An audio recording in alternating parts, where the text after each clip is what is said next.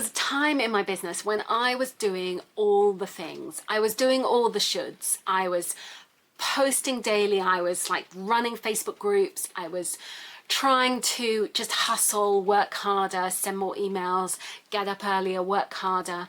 And it was too much. It was exhausting and draining, and I was headed for full-on burnout because I couldn't keep going doing all of those things that no longer worked for me and my life and my business.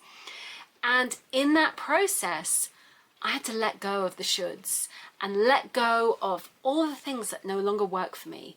And this is what I did instead. So I think the first thing to say is I felt completely out of alignment, and I was trying to do all the things. I was following what all the gurus and the experts were doing, and I was very much in that kind of energy of pushing and trying to follow kind of the big guys and the people who have multi-million dollar businesses, and really trying to like emulate, oh, this is how you work, and sort of very much bro marketing, hustle, push, strive. And I got to a point where I didn't enjoy it. I didn't enjoy it at all, and I felt completely out of alignment. And also it didn't work for my family, it didn't work for my son who's autistic. I was trying to do these massive launches, spending loads of money on Facebook ads, and it was horrible, and it felt completely not me. And the tech, I remember having this big launch, spending thousands, and then the tech didn't work properly because Facebook was going screwy, and it was so stressful. And I was following all these gurus of what you should do, and it did not feel in alignment with me, and it broke me. It made me feel like I didn't want to do this business anymore. It was really out of kilter with me, what I stand for, and how I operate as a business owner, but also as a parent. And I wanted to be there for my son. I was feeling conflicted between my business and my son, and I set up my business so that I had that freedom and that flexibility so I could be there for my son. And I didn't want to have to make the choice. I didn't want to have to choose between the life of being with my son and business. It was my son comes first, but it was very difficult to get off that hamster wheel and prove that I had another way of working without feeling like I was going against everything that the gurus told me not to do. And I realized that I was feeling completely disconnected from my creativity, from my alignment, from my flow, and I was not using my feminine energy. And so one of the most important things I did was really start journaling again, start meditating. And I have always meditated. I've meditated for 20 years, but I felt like I'd got into the alpha energy and I wanted to recalibrate. And by getting into that place of flow where it was softer and gentler, I let go of some of the noise of the things that I didn't want to listen to, the people that I didn't want to listen to. And instead, I stepped into my alignment and started listening to my intuition.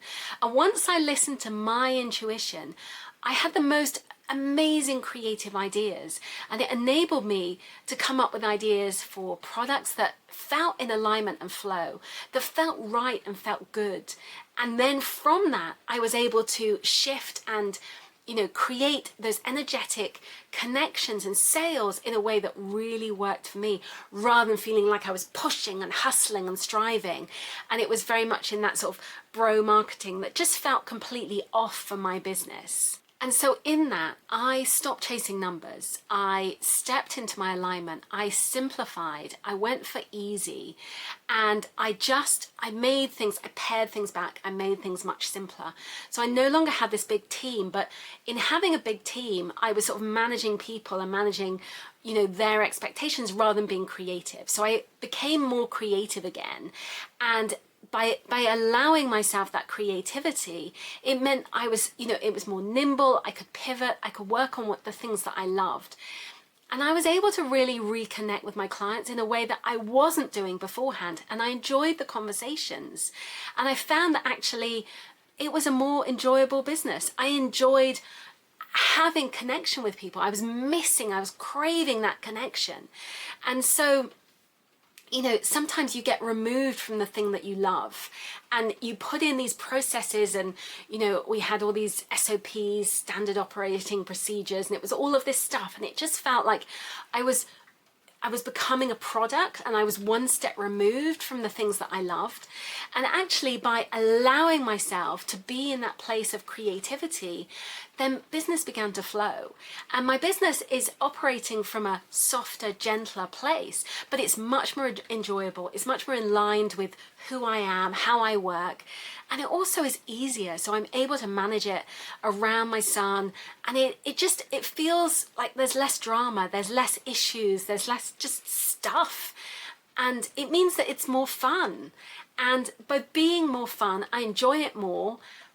I work when I want to. Like yesterday, I had a really full-on day and I worked. I was, you know, it was really productive. The day before, I had a day where I just felt completely off. So I tidied my office and I did a bit of baking. I had a sleep, and there was a part of me that felt guilty because I was like, oh my God, I never do this. But actually, it then enabled me to be much more creative. I ended up working in the evening because I was like, oh, I'm in flow. And then yesterday, I was on supercharged flow.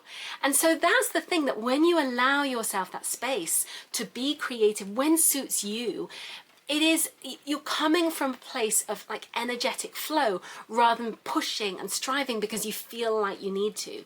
So you're still working. It's not, you're not relying on the fairies, that we love the fairies, but you are allowing yourself to just work in a way that works for you. But it starts with allowing yourself to reconnect with who you are.